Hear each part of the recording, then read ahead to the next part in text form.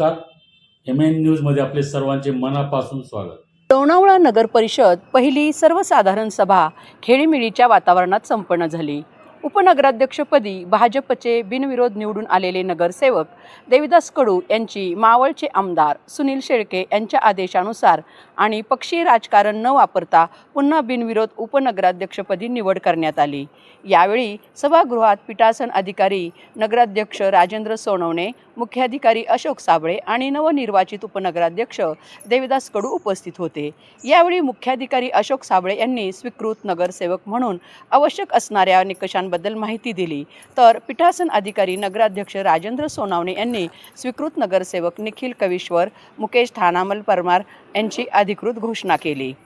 त्यात झाकीर खलिफा यांची देखील राष्ट्रवादीकडून निवड करण्यात आली, परंतु तांत्रिक आणि काही कागदपत्रांची पूर्तता न झाल्याने त्यांचा अर्ज प्रलंबित ठेवण्यात आल्याचे मुख्याधिकारी यांनी यावेळी सांगितले. स्वीकृत नगरसेवक आणि उपनगराध्यक्ष यांची निवड जाहीर झाल्यानंतर त्यांच्यावर सभागृहात शुभेच्छांचा वर्षाव आणि अभिनंदनपर भाषणं झाली. त्यानंतर लोणावळा शहरात गुलाल आणि फटाक्याच्या आतषबाजीत मिरवणूक काढण्यात आली. पाहूया याबाबतचा वृत्तांत.